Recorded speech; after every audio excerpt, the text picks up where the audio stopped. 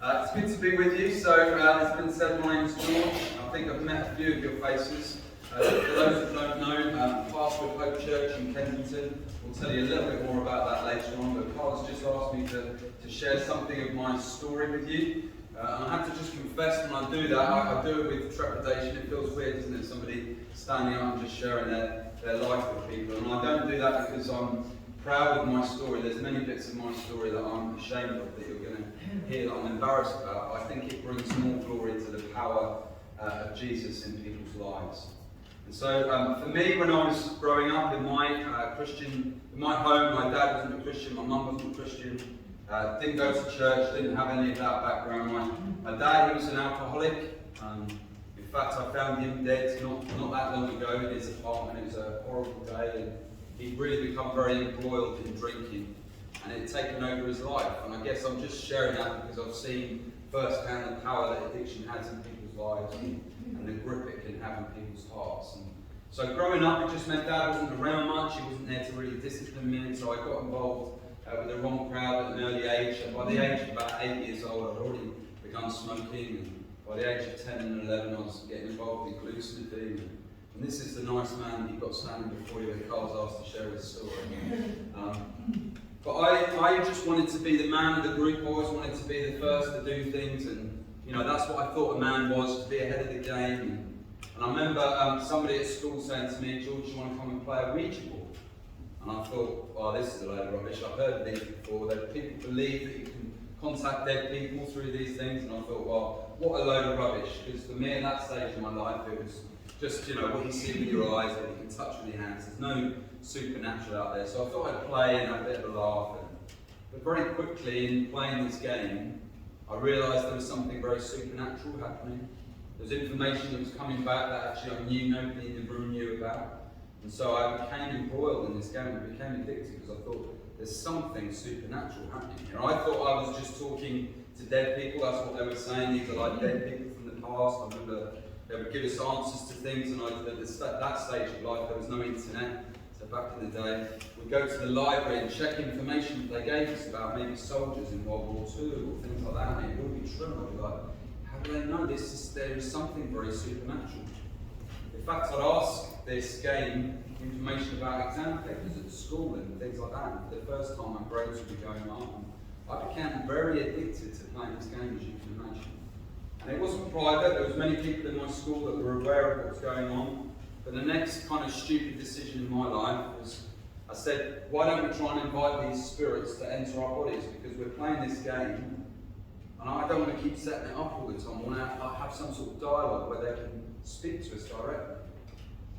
And I actually invited these spirits to enter my body. And I know what I'm talking about is very strange, but we're 5 minutes in and we've sung some lovely songs, and now we're talking about spirits entering our bodies. My story is a bit strange, but I share it with you, as I said at the beginning, because I think it shows the reality of these things.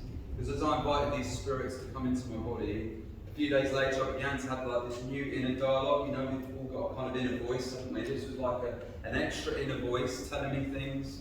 Again, helping me. I thought this was all positive. I thought I was talking to dead people, so this is all great in my life. And then I actually came outside a church, and a bit similar to you guys here, but I was a naughty boy that I was trying to smash the windows and throw stones and just cause a bit of trouble. And a man came out from the church. He was running a youth club. He wasn't a youth leader or anything. He was just an ordinary Christian guy who put on this club. And he came to talk to me, and he said, "Look, I'd really like to pray for you. Is that okay?" I remember thinking, why is this man praying? I'm throwing stones at the building. I was giving him a hard time and shouting at him.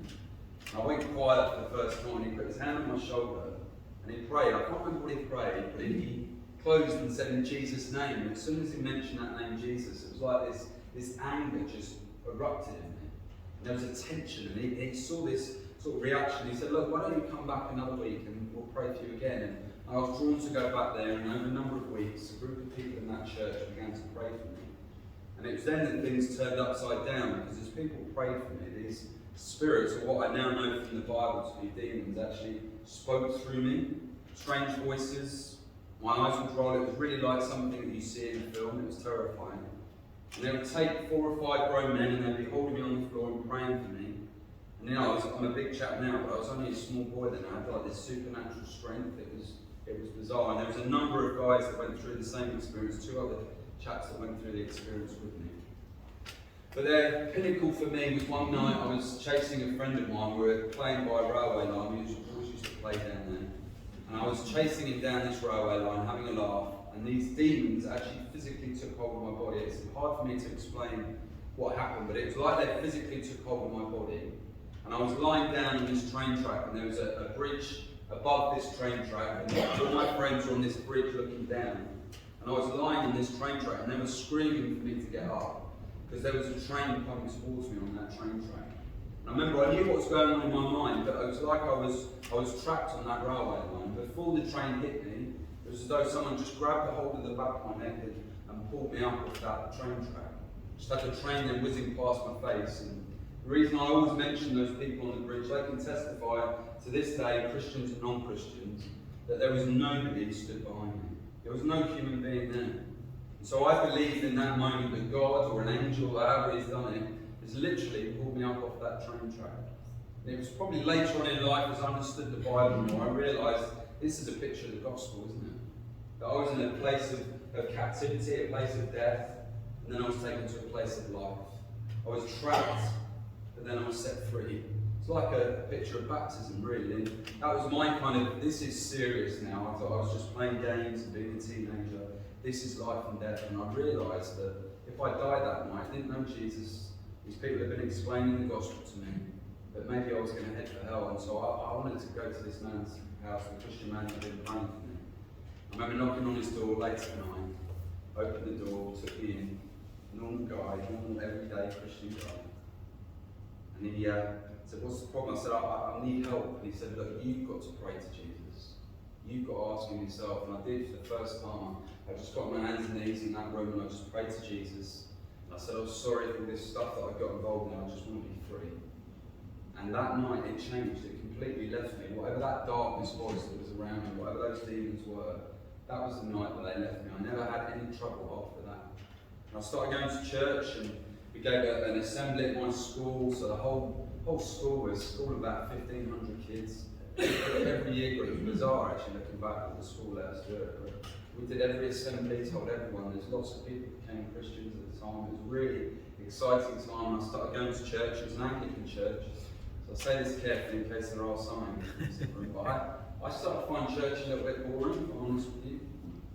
And this amazing experience that I had, I was in church and I started trying to read the Bible, and for me it just felt like a lot of rules and things I had to do, and I wanted to do them. I wanted to follow these rules, but I couldn't. I kept mucking up and I kept sinning, I kept getting it wrong, and I thought, well, God must be so disappointed in me.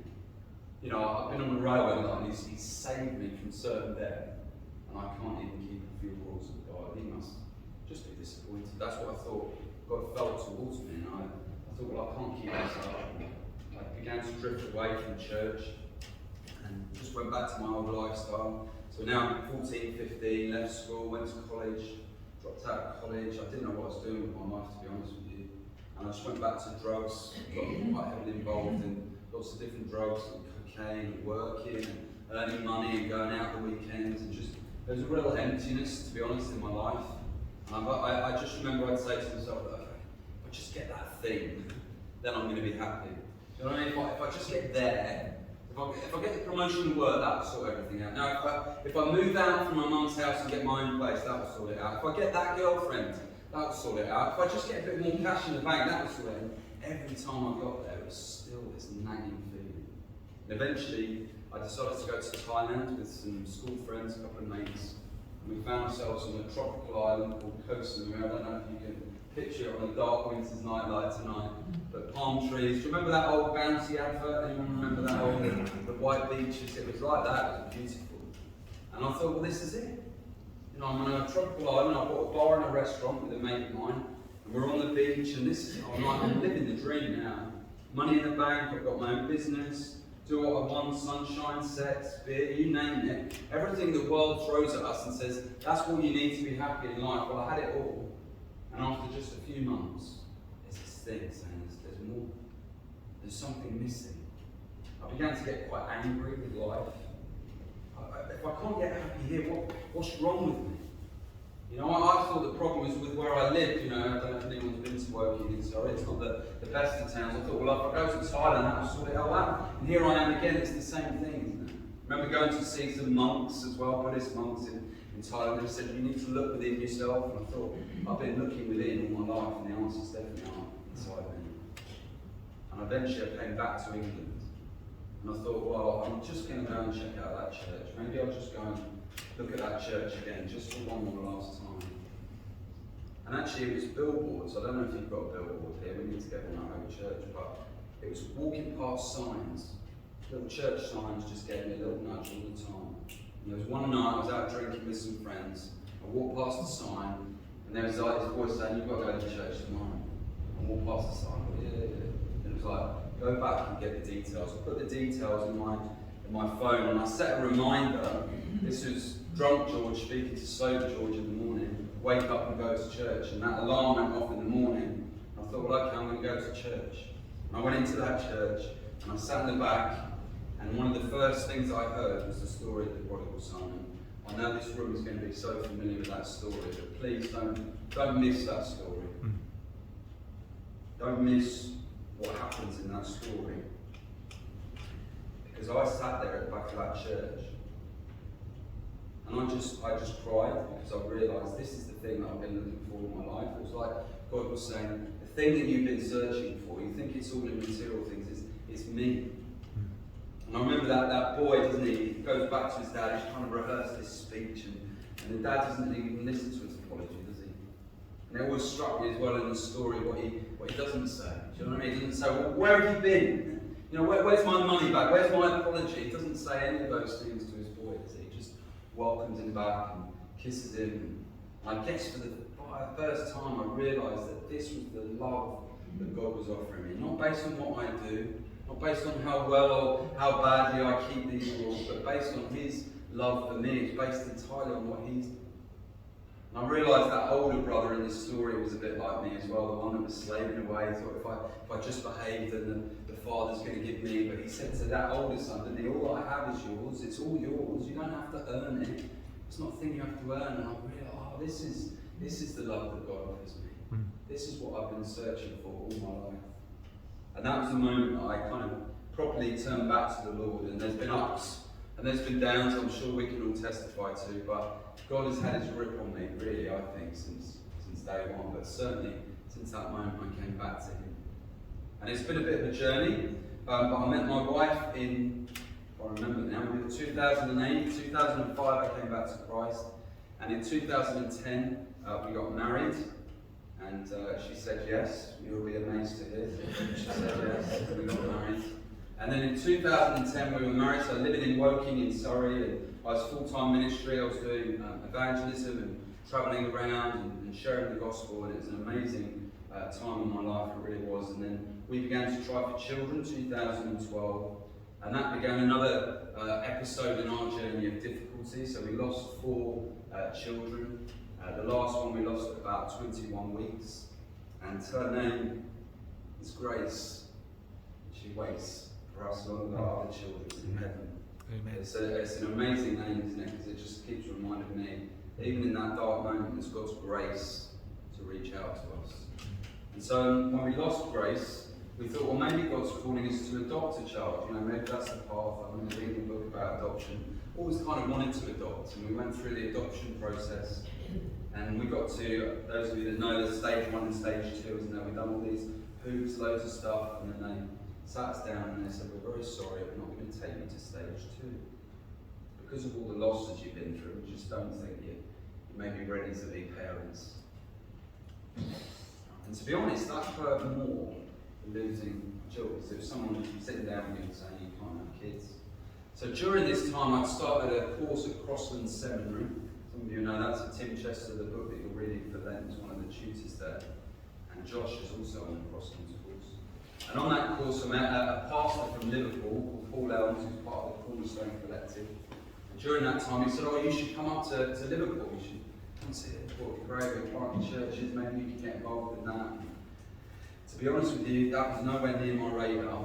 And then at the time, we came up for a weekend to do some training, and I'd said to him before the weekend, look, I'm really sorry, Liverpool's not going to happen because we're going through the adoption process. So we're really sorry, we've got to stay put because they want you to stay near family and all this sort of stuff. But obviously we got turned down for that, and it was like, well, maybe Liverpool's back on the agenda. So we came up for a proper weekend to have a look around Liverpool and Kensington, and that didn't put us off. And we decided that maybe God's closed all those doors so that we could come to Liverpool. And so we made the decision that that's where God was calling us. We really felt this is the next chapter for us as a couple. And so we moved up, and I get confused with my years because of COVID. What is what now? But I think it's 2019 that we came up. And then within 3 months, Kate got pregnant. So we've taken us years for Kate to get pregnant. But here we are, 3 months in, the Mersey water, and Kate is pregnant. And then at Christmas, the doctors, there's various processes that Kate has to go through. The Liverpool Women's, so I now know, is one of the best, if not in the world, certainly in Europe. And they said to us at Christmas, whatever year that was, 2019, I don't know. But they said, your child, I'm afraid, has got a 50-50 chance. This was about 2 days before Christmas. Remember, we're in the same gospel community with Josh, and people were praying. But we thought, well, it's over. We've been here before, and it's going to be over. And telling the family, I'm really sorry, it doesn't look good. But then in April, whatever the right year is, Henry was born. And so we had our first child born 6 weeks early, but healthy, and he's at home. Crying now with his mum, no doubt, and having his dinner. And then Gap, this is where I'm really off the dates, remember things, but Kate got pregnant again. So 6 months ago we had another baby called Amelie.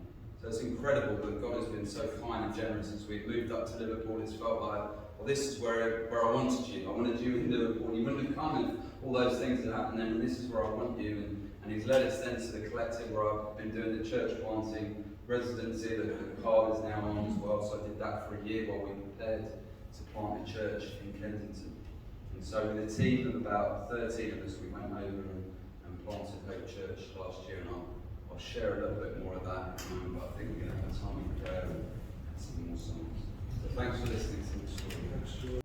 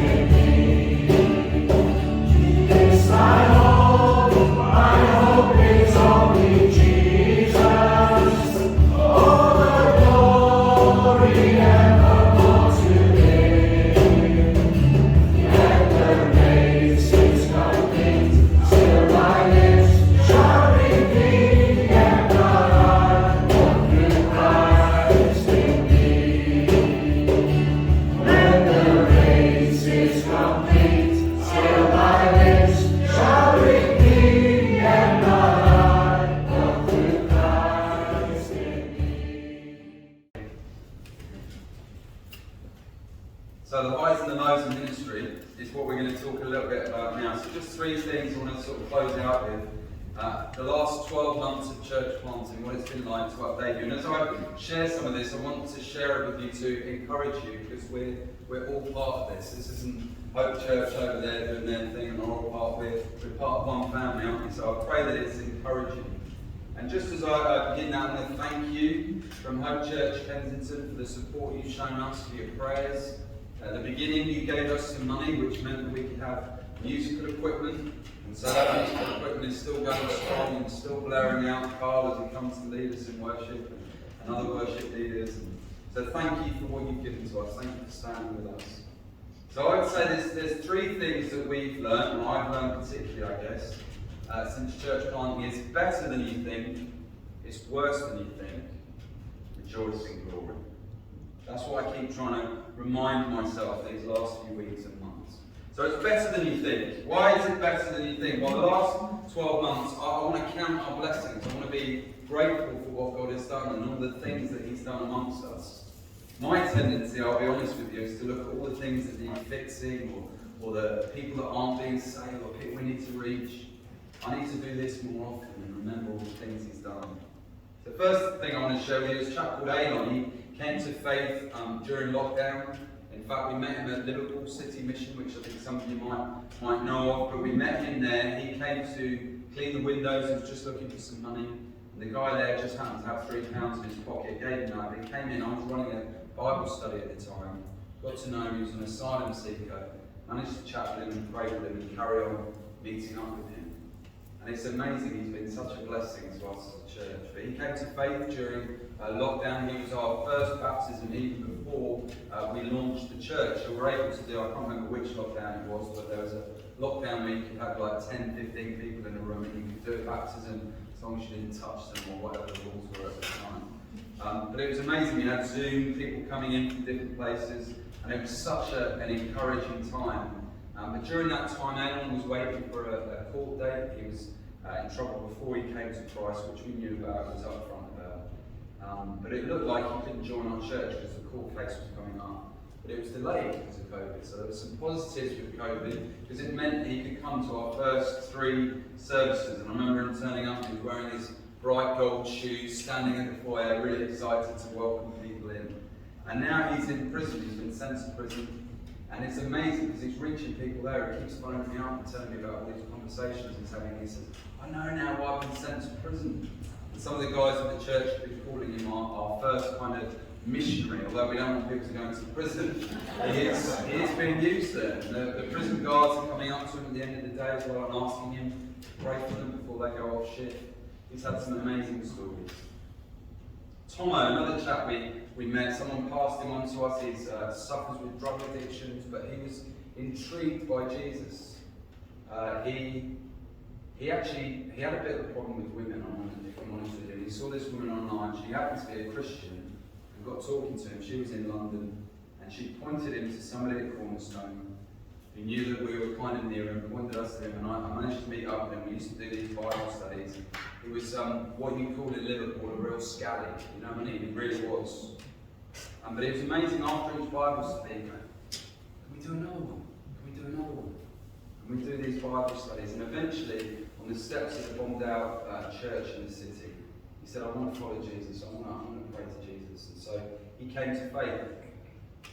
Amara, another lady who was, again, part of Cornerstone originally, she was a friend of somebody in Hope Church, Catholic background. She became a Christian not long before we planted, and we were able to baptise her. It was the first official baptism at Hope Church in Matt and Anna's garden, and the weather was a bit warmer, so we got a little swimming pool out, so that was incredible.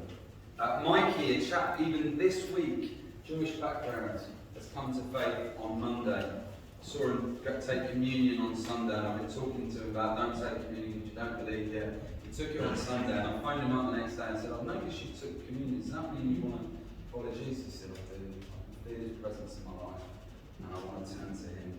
It's incredible. Also, the launch team that came with us, there's about 13, 14 adults that originally came as part of the team.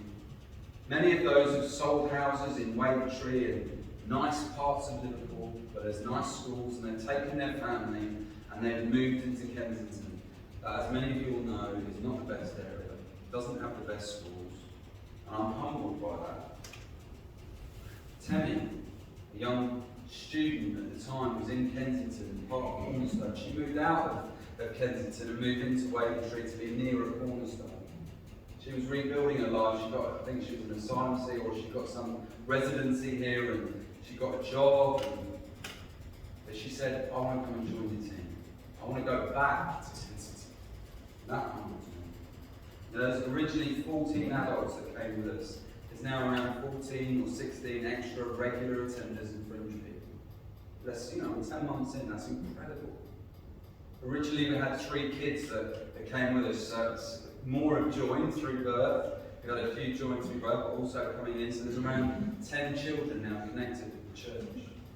Just been praying on this table for some of our neighbours. Some of our neighbours have been coming along. Flo and Prince has been coming along, just trying to find out more. Not become Christians yet, but we're praying for them, and others in the church connecting to people.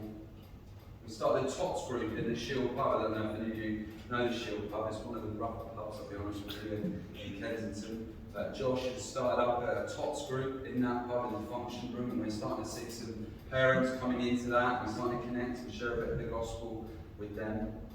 And while I'm on the subject of Josh has come to join us full time as well. So Josh moved into Kensington, and was in Kensington before many of us, working in the local McDonald's to try and get to know people. And then just the last few weeks, he's started full time in Hope Church. We managed to get some funding from an organisation in Manchester that part funded his salary. We're praying for more, but Josh is now full time. He's 10 months into our church. And God has provided 2 full-time workers. Both of us are funded externally, and people giving in.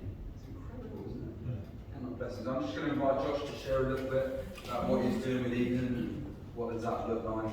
Introduce himself, Josh. I'm smaller than that first. I think you've got a bit on me. So I'm Josh. As George was saying, there's sort of funding that's been sort of coming into Hope Church through Eden, which is a network that sort of goes through the UK, sort of helping groups of Christians go into deprived parts of the UK, and we're blessed and privileged to be part of that as we're in Kensington. So it frees me up to be able to think specifically about social work and outreach that can be gospel centred, because we want to care for the needs of the people there. We also want to reach them with the good news of what Jesus has done for us. So the TOTS group has been something that I've been able to run. There's a little bit of garden space at the bottom of George's Street, which somebody's actually graffitied George's name before they moved there. So you see that as a bit of a sign that we want to revitalise that part of the street and hopefully get a community area. But off the top of my head, there's so many different ideas, but we know that it's the Lord that's going to work through that for His glory and whatever He wants to do. So it's just been epic. So that's the first part. The second part is worse than you think. So it's been amazing. There are amazing stories, aren't there? Some really exciting and encouraging things and amazing things happening. I never would have imagined, but actually there's worse things as well. So Aeon, who I told you about a moment ago, he's in prison. That's tragic. We've lost a key member of our team. Tomo, the young lad that prayed on the steps down in the city, just a few months ago he died. He's 26 years old. Cocaine in his heart gave out eventually. That's tragic. I had to speak at his funeral and share something of his life. I knew him a few months. There's no one else ready to stand up and speak for him. There's been people coming, loads of people coming, but then they go, they disappear. They come for a few weeks and then they go again. A family that was part of the core team that joined us, and they had 3 kids, amazing family, already living in the area. And then about 4 months before we launched, they decided they're going to move to the Middle East. That's hard, we had to say goodbye before we even got started. And there's people that we've met with addictions that are just entrenched addictions. They seem to make some steps and progress, but then fall backwards. The area has its own unique set of challenges. I think it's probably month 1 or 2, and actually the person that Josh lives with is in the church, a lady, a mum, was walking through in the middle of the day and someone punched her. say, welcome to Kenny. It's hard work. It is. It's sometimes really, really hard work. And I'm not saying this for doom and gloom and then bring us back down, but let's be honest. Let's be honest. Sometimes it's difficult, isn't it? There's not enough people to do stuff. So this morning I was we're all preaching over there. I got a phone call from Josh this morning. He said, "Are you sitting comfortably?" I said, "Yeah, what's up?" He said, "Well, there's all of the people leading the service this morning, everyone that's involved in the service is off with COVID. They've just been caught with COVID this time. What should we do?" So Josh had said it was preaching anyway, but I had to jump in at the deep end. There's that sort of problem because we're small. If someone's not here or someone can't make it, there's not enough people to do things. So I was thinking this morning, Nat Kay, he's on the sort of set-up team, and then he's on the AV team, and then he might be on the drums, and then he might be on the pack-down team and the welcomes, so everyone's doing a bit of everything. I've told you how glorious it is that I've got 2 children. It's hard as well. Why didn't anyone tell me how hard it was and how easy I had it? But it is, it's like sleepless nights sometimes and having to get up and do stuff. That's just, I used to have hair before I came. Nat Kay is a lodger with us and has been interning with the church. He said to me the other day, "This has been the hardest year of my life." I don't know whether that's because he lives with us or what's going on, but he's been stretched. He said he's found it a lot more stretching. He's a young guy, but he's found it really stretching. So that's the hard bit. The last bit I want to just share with you is let's rejoice in glory. That's why I keep having to tell my heart, get back to there. Success goes to our heads, and discouragements go to our hearts. We need the gospel, don't we, to apply to both of those settings, to keep your successes. It's nothing to do with you, George. It's nothing to do with you, Hope Church. It's all God. But don't be discouraged. God is at work. God is doing things, even when we can't see it, even when we don't know what's going on. And so I just wanted to close this out with a couple of passages. I just wanted to look at Luke 10, verse 17 to 20. You're very welcome to go there with me, but I'll read these out to you. Luke 10, verse 17 to 20.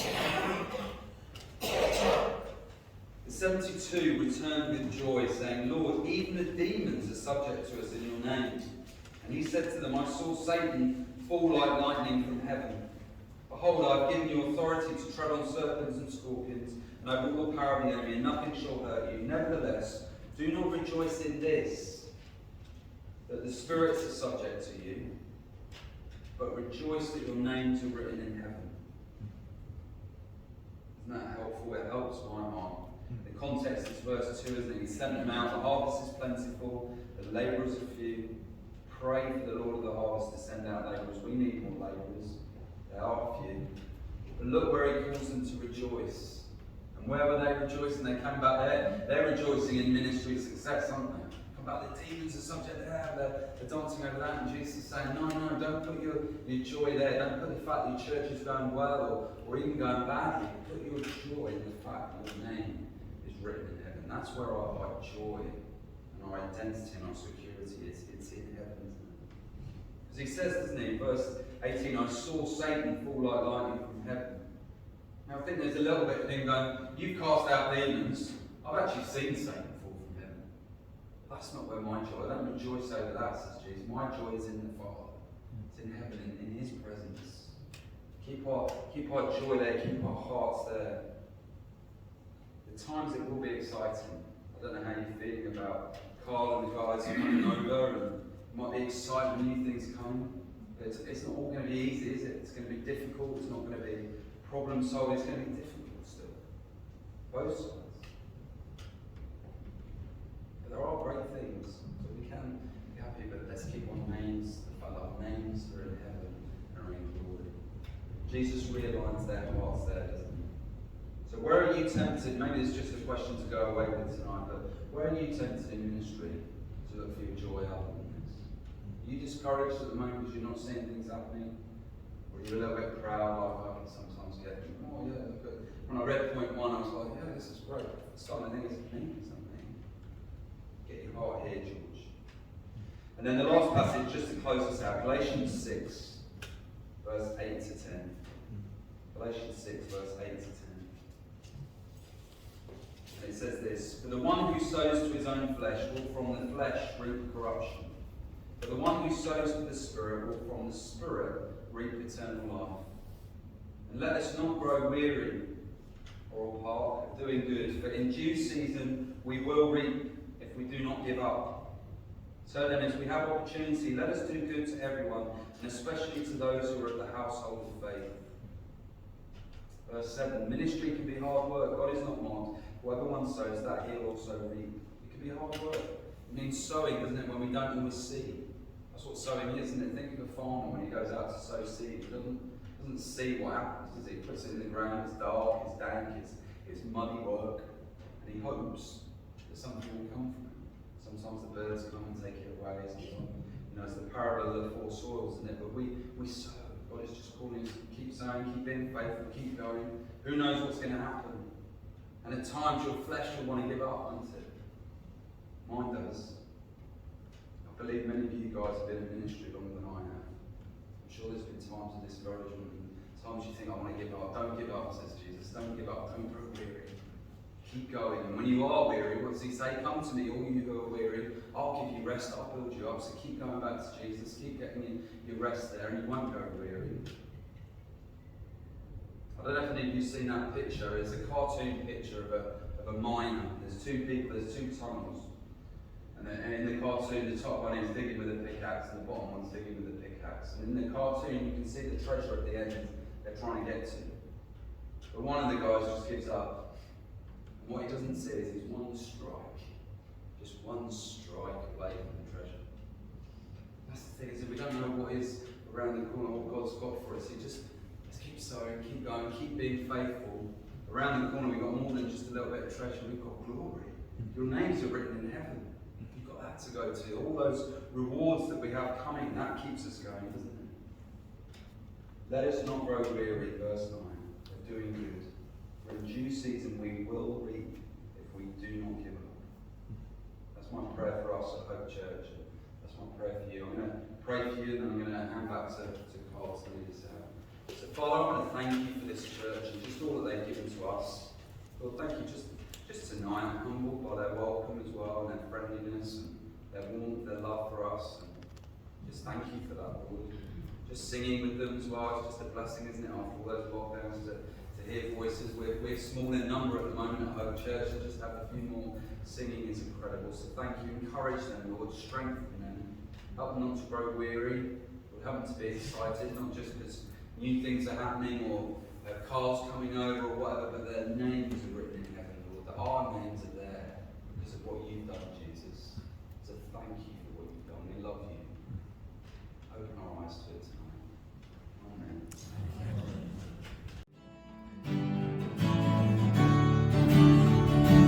Bless the Lord, oh my soul, oh my soul, worship His holy name. Sing like never before, oh my